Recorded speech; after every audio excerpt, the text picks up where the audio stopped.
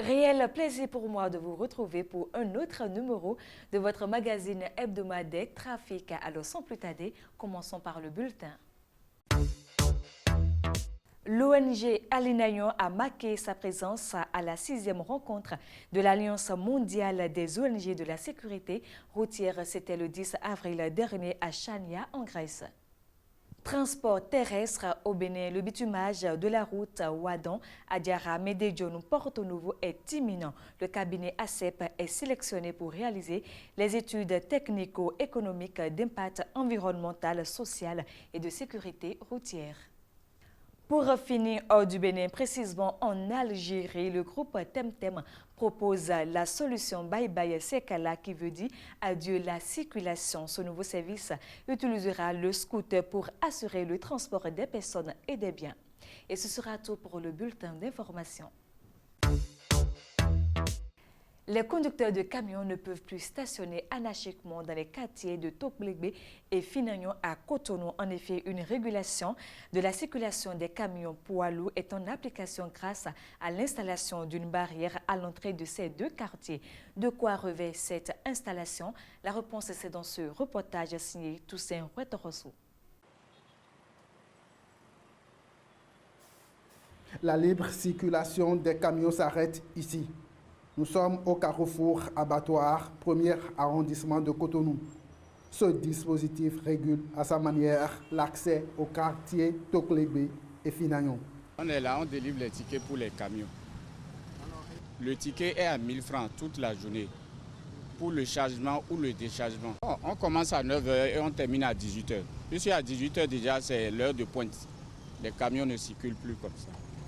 La régulation est ciblée. Seuls les camions en transit doivent payer la taxe. Il y a des camions qui ne paient pas.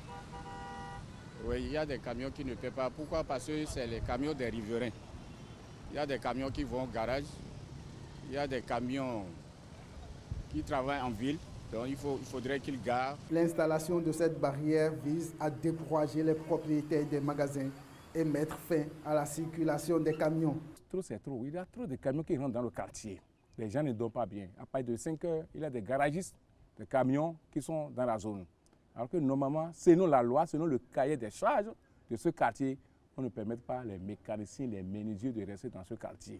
C'est ça qui a fait que M. Boya a pris la responsabilité, aller vers la mairie, prendre une autorisation pour avoir construit des barrières, pour avoir découragé ceux qui sont construits les magasins dans les quartiers.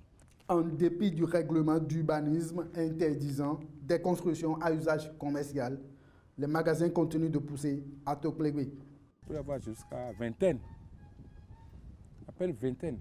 Et il y a encore ceux qui sont en construction maintenant. Moi, j'avais compté pas moins de 5 aujourd'hui. Et c'est déjà bloqué. C'est déjà bloqué parce qu'on ne voulait pas avoir des magasins construits. Si je suis toujours là, on ne peut pas avoir encore des magasins construits. Mais les magasins qui sont déjà construits, il y a certains magasins que j'avais rencontré les propriétaires. Ils ont construit un magasin, ils n'ont pas d'aller, donc ils ont dit que c'est provisoire.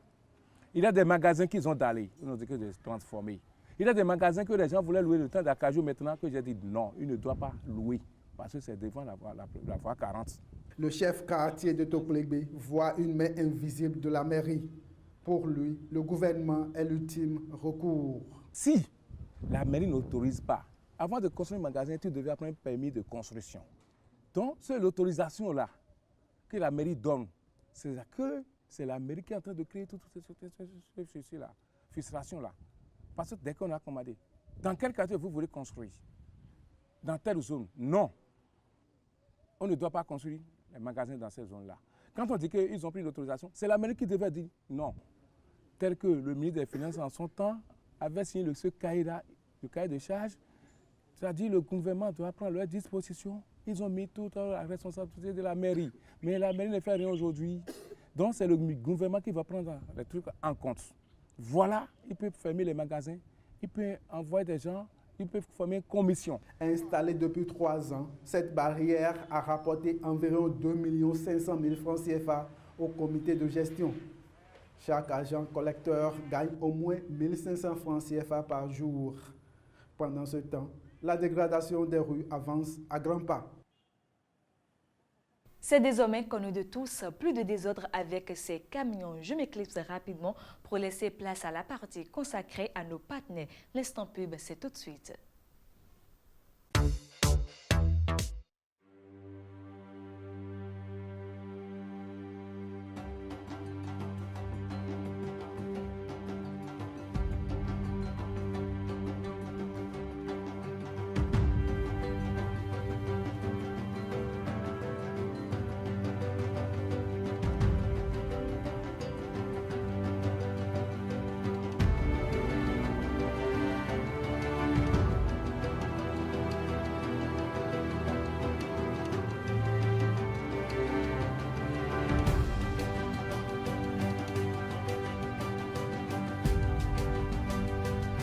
Rwandair, fly the dream of Africa.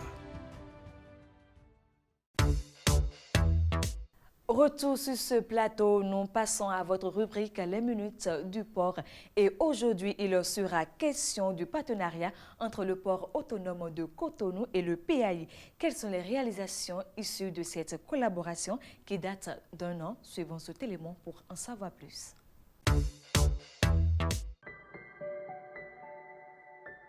Le partenariat entre le port autonome de Cotonou et le port d'Anvers fête son premier anniversaire. 12 mois et 44 défis majeurs relevés dans tous les compartiments de l'administration portuaire. Sur le plan commercial, la barre des 10 millions de tonnes de marchandises est atteinte.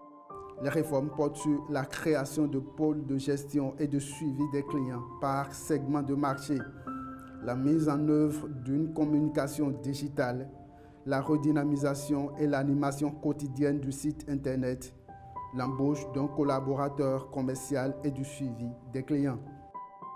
Les finances et les comptabilités se portent à merveille. Cela se justifie par la meilleure maîtrise des charges, le suivi budgétaire trimestriel, le paiement à temps des factures, l'implémentation d'un processus comptable mensuel, le renforcement et la sécurisation de la trésorerie. En ce qui concerne l'opérationnel, le carénage et la mise en service du remorqueur Amérique sont effectifs. Il en est de même pour la remise à niveau des pilotes, la digitalisation du placement des navires, la position des navires à temps réel sur le portail web du parc et la mise en service du numéro vert. Au niveau de l'administration générale, on note l'instauration de la gestion axée sur les résultats, l'effectivité de la mise en œuvre de l'audit interne, l'informatisation de la gestion des courriers. Très active, la nouvelle équipe dirigeante a rendu compétitif le port autonome de Cotonou grâce à la dynamisation de la logistique, des ressources humaines, du système d'information, des marchés publics et de la sécurité. Un bilan élogieux qui rend compte de l'importance optionnelle faite par le gouvernement de Patrice Talon à travers une gestion déléguée du poumon de l'économie béninoise. Le duo port autonome de Cotonou et le PAI est une expertise en marche.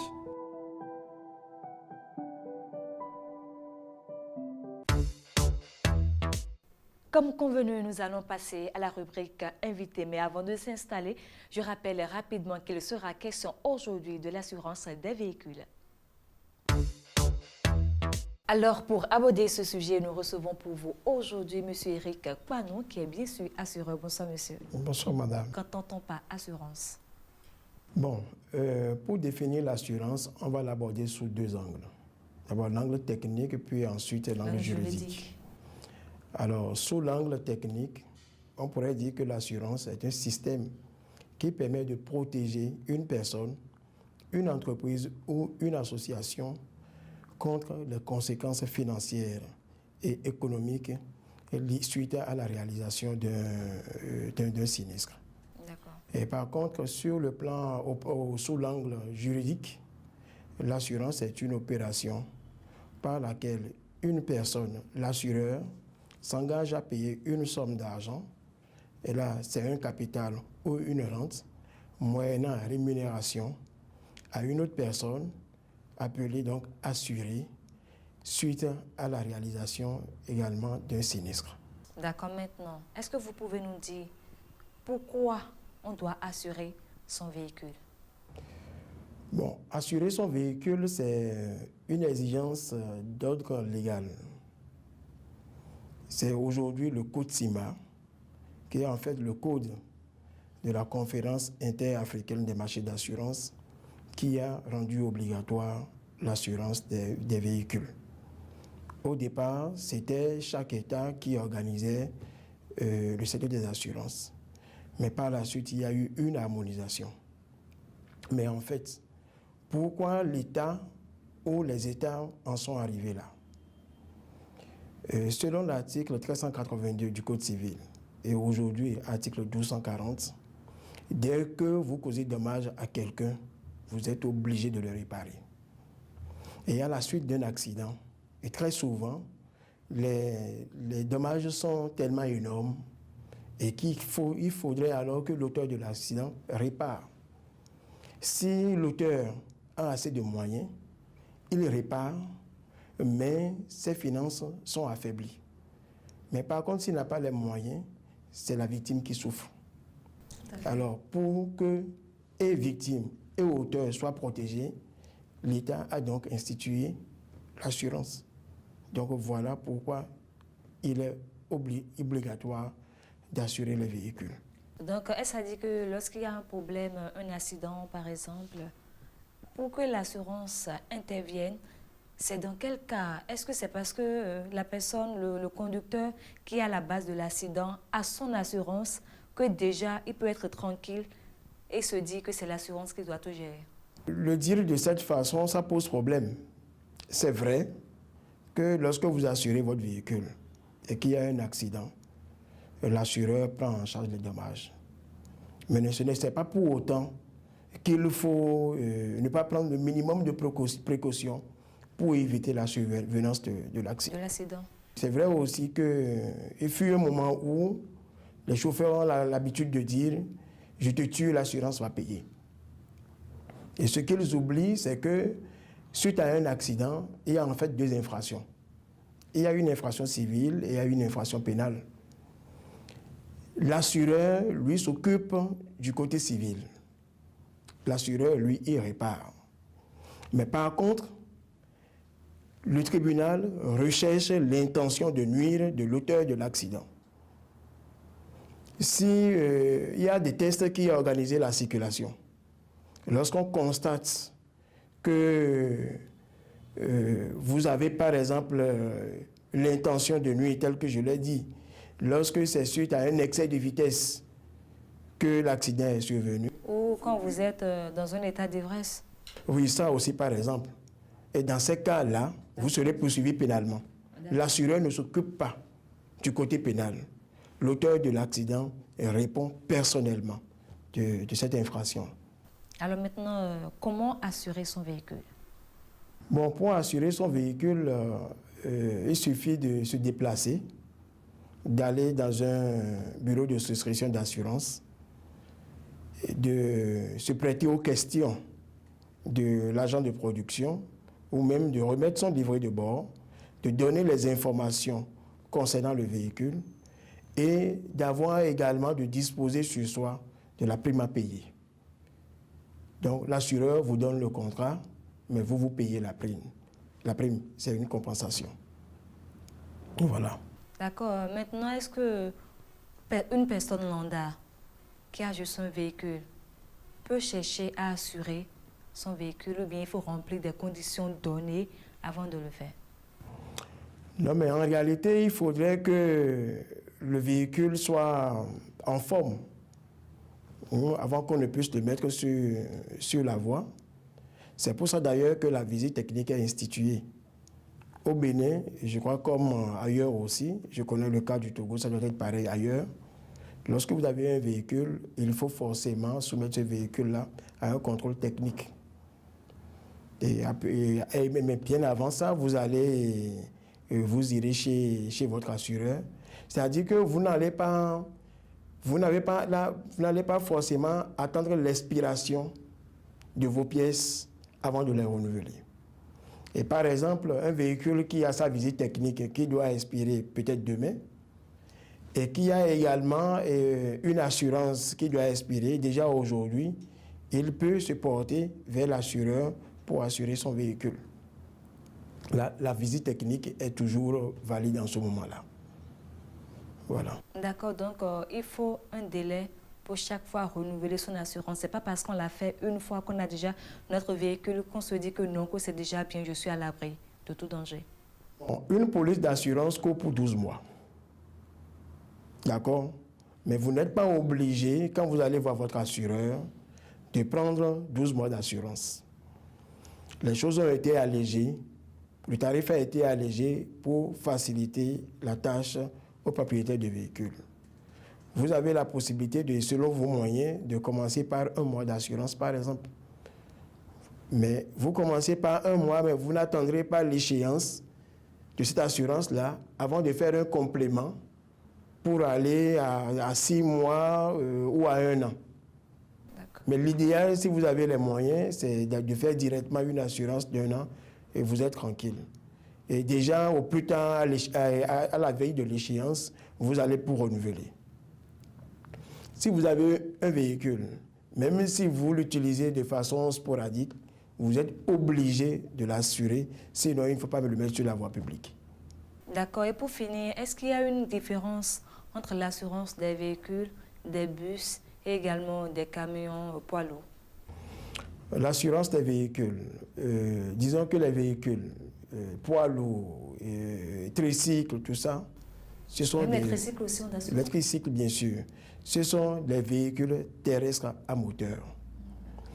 Et l'article 200 du Code CIMA fait obligation aux propriétaires de ces engins-là de les assurer.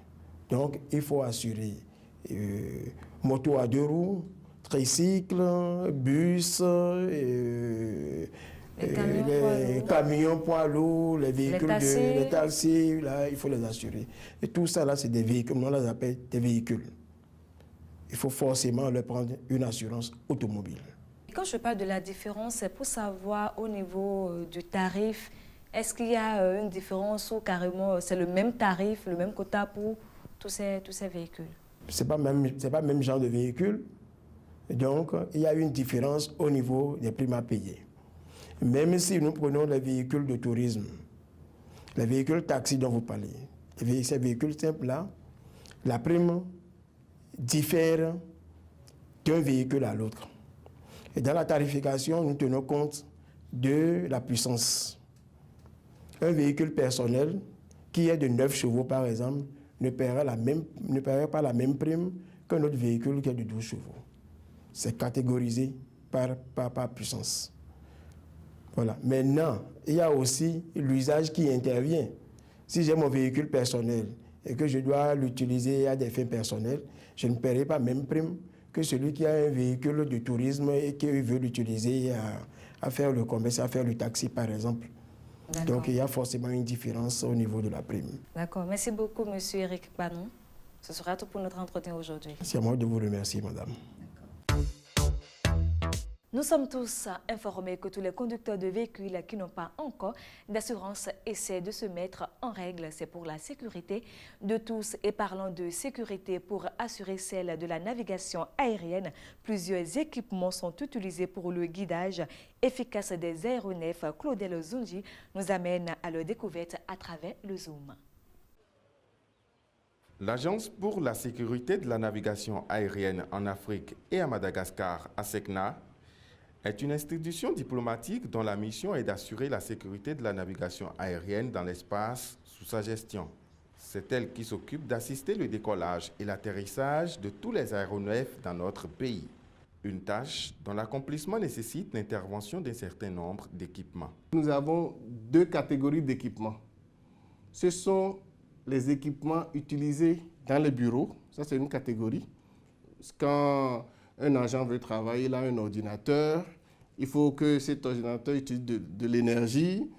Ça, c'est des équipements utilisés pour le fonctionnement des bureaux. Mais il y a maintenant ce que nous appelons les équipements opérationnels.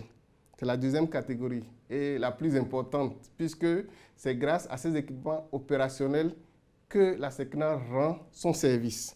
Au niveau maintenant des équipements opérationnels, on peut parler de 4 sous-catégories d'équipements opérationnels. Nous avons les équipements de fourniture et de distribution de l'énergie. C'est la MIRI qui s'occupe de ces équipements. Nous avons les équipements de réseaux et de systèmes informatiques. C'est encore la mairie qui s'occupe de leur maintenance. Nous avons les équipements que nous appelons les aides à la navigation. En abrégé, en termes techniques, on dit NAVED. Ces équipements, ce sont des équipements qui sont placés un peu partout autour de la piste et qui donnent des informations aux avions pour les guider. Aussi bien quand ils sont en route que quand ils veulent atterrir. Ce sont les aides à la navigation. La quatrième catégorie, c'est les équipements de communication. Entre autres équipements intervenant dans la navigation aérienne, nous avons le VOR et le radar. C'est un équipement de la navigation appelé VOR, VHF Omnidirectional Range, qui donne la route à suivre à un aéronef lorsqu'il quitte Cotonou, par exemple, pour aller à Lomé. Un avion est à une hauteur en moyenne de 10 km du sol. Quand vous êtes dans un avion, quand vous regardez un peu vers le bas, vous voyez les nuages en dessous. Vous devez vous demander comment est-ce que l'avion ne se trompe jamais pour retrouver l'aéroport de Cotonou. Imaginons qu'un avion rentre dans l'espace du Bénin par Natitengu là-bas. Il est à 10 km du sol. L'avion ne va pas regarder en bas pour dire « Ah, où est Cotonou ?» C'est cet équipement qui lui montre la direction de Cotonou. Grâce à cet équipement, il prend la direction de Cotonou, il prend la direction de l'aéroport de Cotonou et il ne se trompe jamais. Il vient directement à l'aéroport de Cotonou et il atterrit. Ici, nous sommes à la station radar secondaire. Et le radar secondaire, ça va nous permettre de surveiller l'espace, de détecter tous les avions qui sont dans sa zone de couverture, c'est-à-dire sur un rayon de 400 km, et d'afficher ça sur l'image, sur l'écran du contrôleur, afin qu'il puisse le guider. Pour fonctionner 24 heures sur 24 et sans interruption, la SECNA dispose d'une centrale électrique autonome en complément de l'énergie fournie par la SB2E. Et nous gérons tout ce qui est production, transport et distribution de l'énergie et au niveau des équipements intervenant dans la sécurité de la navigation aérienne à la SECNA. Et également, nous gérons le balisage lumineux qui permet aux avions, aux aéronefs de pouvoir atterrir en temps de mauvaise visibilité. Ici, c'est la caserne des pompiers. Ces derniers sont outillés pour intervenir rapidement en cas d'incident ou d'accident à l'aéroport ou dans son entourage immédiat. Pour cela, ils disposent d'un certain nombre d'équipements. Il y a les VIPP, c'est les véhicules incendie et petite puissance. Nous avons également les VIMP, c'est des véhicules incendie moyenne puissance. Et nous avons également les VIGP, c'est les véhicules incendie grande puissance. Donc les VIPP, c'est jusqu'à 4000 litres d'eau. Les VIMP, c'est 9000 litres d'eau, en plus de produits émulsifiants. Et les VIGP, c'est au-delà de 9000 litres d'eau. Et c'est des véhicules qui peuvent projeter l'eau jusqu'à 90 mètres. Quel que soit le site de l'accident, le véhicule doit pouvoir atteindre le sinistre. Donc, et en plus de ça, on a des lances latérales qu'on utilise pour circonscrire les accidents. On se doute bien que pour bénéficier du bon fonctionnement de tous ces équipements, la maison dispose d'un service de maintenance. La maintenance IR et informatique a pour rôle le maintien en bon état de fonctionnement de tous les équipements utilisés pour assurer le service rendu par la SECNA, ce service qui est la sécurité de la navigation aérienne. Donc tous les équipements qui sont utilisés pour rendre ce service, la MIR-I est chargée de les maintenir en bon état de fonctionnement. Et pour cela, donc, ce service a une quarantaine d'ingénieurs et de techniciens supérieurs en électronique et informatique, dont le rôle est de dérouler un programme de maintenance préventive et de maintenance curative.